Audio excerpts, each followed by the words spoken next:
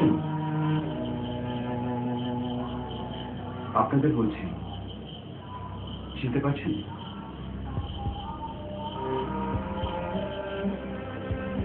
আমি একটু সাহায্য করি।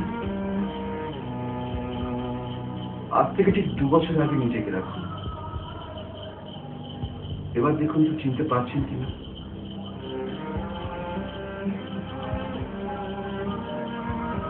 আচ্ছা ঠিক আছে, ওইসব বাদ দিন। আমি প্রথম থেকে শুরু করছি। আজ থেকে ঠিক 2 বছর আগে আমি একটা কুকুরের খাবারের প্যাকেটে বিস্ফোরক ভরে বিস্ফোরণ ঘটাই, যার ফলে 6টা কুকুরের প্রাণ যায়। আর আমি সন্ত্রাসবাদী চিনি। আজ 22শে মার্চ। আজ ধর্মাধিকরণের বিচারকগণ আমার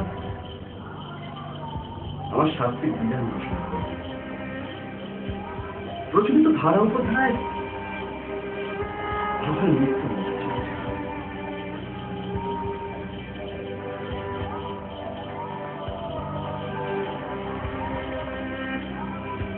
এই একটা টানে আমার এই একই গোলটা ভেঙে যায়। হ্যাঁ, অবশ্যই ধন্যবাদ ধর্মমুখীকে, কারণ আমাকে সময় দেওয়ার জন্য। মানে আমার কিছু বলার আছে। না না, আপনারা ভুল করবেন না। মানে এটা মোটেও আমার আত্মপক্ষ সমর্থনের জন্য নয়।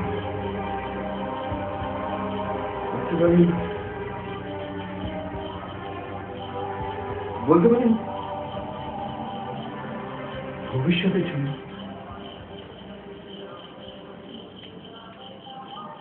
হ্যাঁ, আমি সন্ত্রাসবাদী। আমি মানলাম আমি সন্ত্রাসবাদী। আইনটা প্রমাণ করে দিয়েছে, সেই মতো রায়ও ঘোষিত হবে। আমার অপরাধ হলো, একটু আগে আপনাদের বলেছি, আমার অপরাধ হলো আমি একটা কুকুরের খাবারের প্যাকেটে বিস্ফোরক ভরে বিস্ফোরণ ঘটাই, যার ফলে 6টা কুকুরের প্রাণ যায়। আমার তার মধ্যে 2টো মদ্দা ছিল। সরকারি আইনজীবী আমার বিরুদ্ধে প্রাণহানির মামলা দাখিল করেছে। ওনার মূল বক্তব্য হলো প্রাণহানি। সেটা মানুষের মতো কি হয়েছে, কুকুরের তো প্রাণ প্রাণ।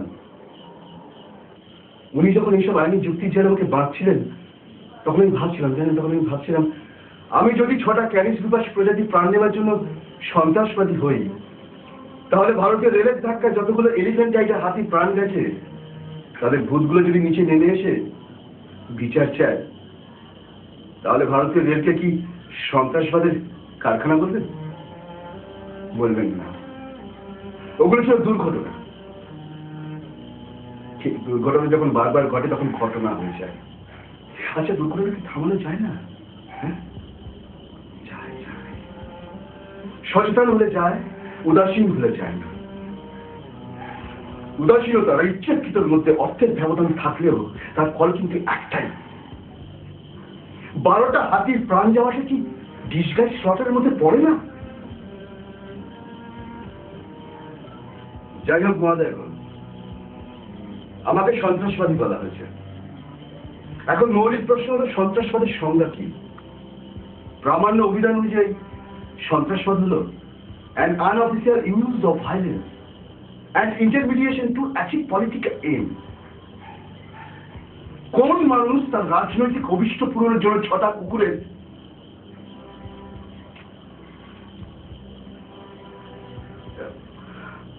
আমাকে মাফ করবেন, মানে আমি দুঃখিত। মানে 6টা প্রাণ নেবে যদি তার অতিক্রম না হয়ে থাকে। তবে আমি কেন করলাম জানেন তো? ওই কিছু কেন আমার মাথার উকুনের মতো মস্তিষ্কের রক্ত শুষে খাচ্ছে। ওই কেনগুলোর উত্তর আমি পাইনি। যদি আপনারা জেনে থাকেন তো ভালো, না হলে রেখে যাব। আচ্ছা বলুন, সন্তুষ্ট হয় কার? খুব সম্ভবত যাদের কিছু হারাবার থেকে, ডাবলি সন্ত্রাসের জন্য যতটা তৎপর আক্রান্ত যারা সন্ত্রাসের বিপরীতে অবস্থান করে তাদের জন্য সমান তৎপর কি বোধ হয় না। সন্ত্রস্তরা হারাবার ভয় যখন আক্রান্তদের আক্রমণ করে তখন সেটা বড়জোর আত্মরক্ষা, কখনই সন্ত্রাস নয়। বারাব্বাস নামে একজন খুনির বদলে কেন যিশুকে ক্রুশবিদ্ধ করা হয়েছিল? যিশুয়া একটা প্রচলিত ভ্রান্ত ধারণাকে ধাক্কা মেরেছিল। তাহলে তো বলাই যায় যে যিশু পৃথিবীর প্রথম সন্ত্রাসবাদী, বা তার আগে প্রমেথিউস, কিংবা এই যুগে মোহনদাস করমচাঁদ গান্ধী।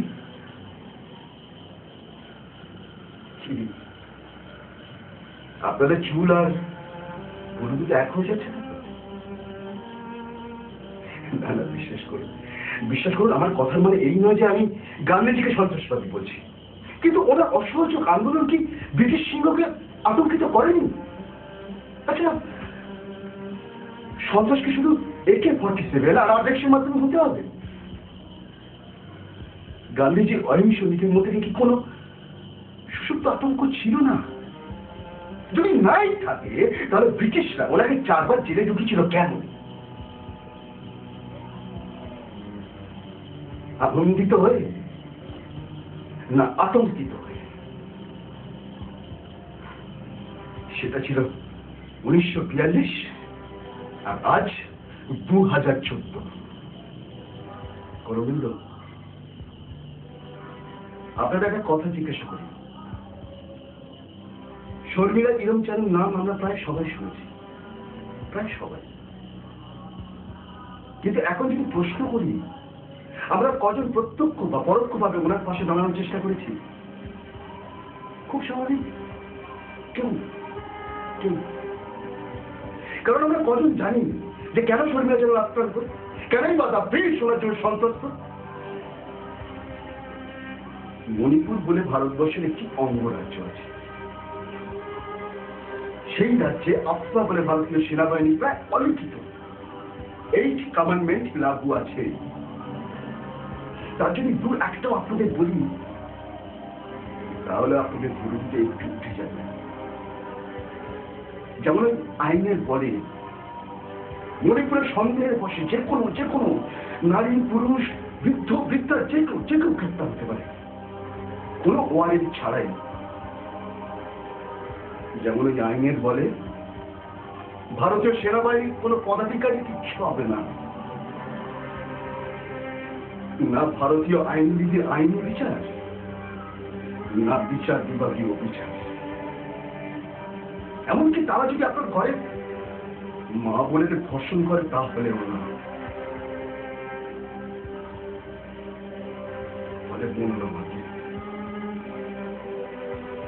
মনোরমাকে ধর্ষিত হতে হয় ভারতের সেনাবাহিনীর যৌন খিদে মেটানোর জন্য। না, এখানে শেষ না।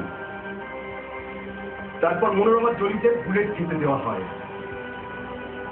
যাতে প্রমাণিত না হয় সে ধর্ষিতা। কতটা পাশবিক!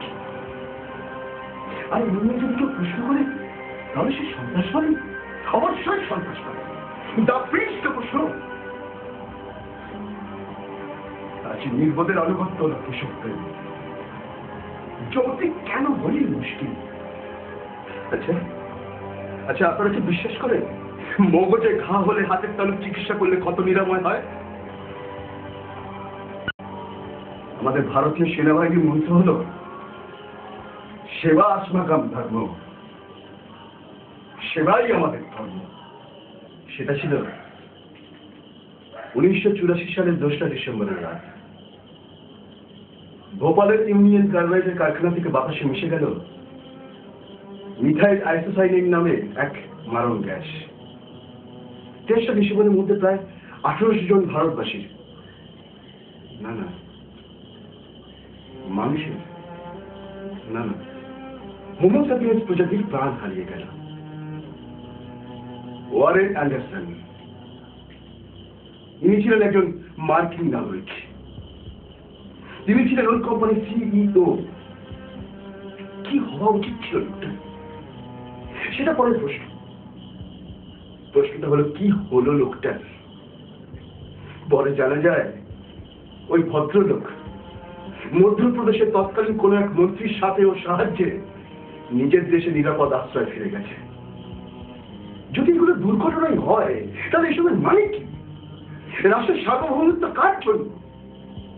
নদী নালা পাহাড় জঙ্গল মাটির নিচে আকরিক এদের জন্য, না এই দিকটা মানুষ আছে? সেটা ছিল 1984 আর আজ 2014। দীর্ঘ 30 বছর। ভোপাল আজও সন্ত্রস্ত আক্রান্ত। ওই মারণাংশের ছবলে মাতৃগর্ভ থেকে এখনো বিকলাঙ্গ ভারত জন্মায়। কেন কেন অল আন্ডারস্ট্যান্ডের বিচার এই মাটিতে হয় না?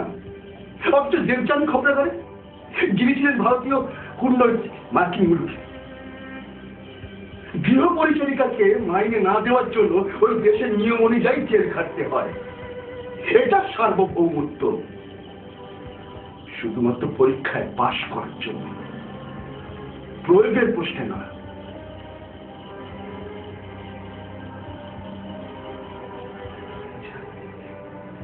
আচ্ছা, আপনারা একবার কল্পনা করুন, একটা লরি টায়ারের মধ্যে 3-4 জন মানুষ জ্বলছে একেবারে জীবন্ত।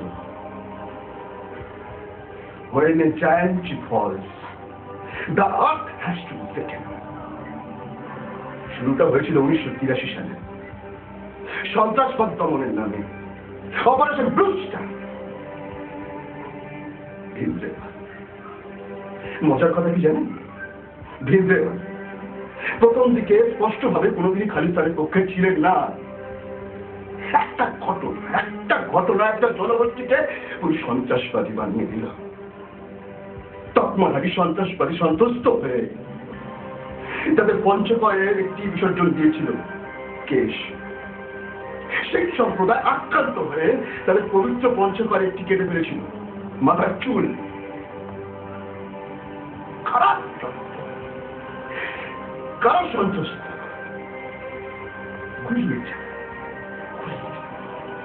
কেন কেন আগাটার মানুষের প্রাণ গিয়েছিল শুধু দিল্লিতে? কেন? আমার সময় শেষ হয়ে এসেছে। শুধু একটা প্রশ্ন রাখবো আপনার কাছে। সুভাষ বাহান সাহেব, ইনি ছিলেন উত্তরপ্রদেশের এক অন্যতম অফিসার, আর্মড স্পেশাল ডিউটি। সালটা 1992, 6 ডিসেম্বর। মাটিতে মিশে গেল একটি সৌধ। সাম্প্রদায়িকতার আগুনে অসংখ্য হোমো সাপিয়েন্স প্রজাতির প্রাণ হারিয়ে গেল। দ্য প্রিন্স গঠন করলেন লিবার্টান কমিশন। সুভাষ বাবুর সাথে প্রামাণ্য নদী সমাজে একটি বৃদ্ধের সাথে আসছিলেন দিল্লিতে সাক্ষী দিতে। একটা দুর্ঘটনা ঘটে আগে স্টেশনে তিলক ব্রিজে। ওনাকে আহত অবস্থায় পাওয়া যায়। সঙ্গে ওই ব্রিফকেসটা ছিল না। পরে উনি মারা যান। যদি ব্রিফকেসটা খোলা হতো তাহলে আজ অনেক দেশপ্রেমিক কোথায় থাকতো কে জানে। প্রামাণ্য নদী সমেত ব্রিফকেসটা একটা কুকুরের মতো উঠে গেল। কেন? অসংখ্য মানুষের প্রাণনাশের জন্য দায়ী কারা? কেন হবে না এই বিচার? কেন কেন? কাল 23শে মার্চ, 1931 সালে 23শে মার্চ আরো একজন নাকি সন্ত্রাসবাদী ফাঁসি হয়েছিল, ভগৎ সিং। সেন্ট্রাল অ্যাসেম্বলির খালি চেয়ারে বোমা ছুড়ে বলেছিলেন, এই বদলিকে শোনাতে গেলে জোরালো বলা চাই। আমিও বলছি, এই স্বেচ্ছাবাদী রাষ্ট্রকে প্রশ্নগুলো করতে চেয়েছিলাম বলেই বিস্ফোরণ ঘটিয়েছি। ওই 6টা কুকুরের পা নেওয়াটা মোটেই আমার উদ্দেশ্য নয়। ওই কেনগুলোর উত্তর যদি পাই তাই।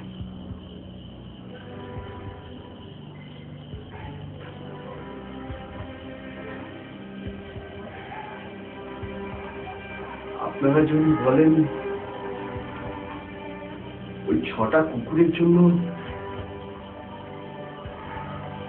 1 মিনিট নিরবতা।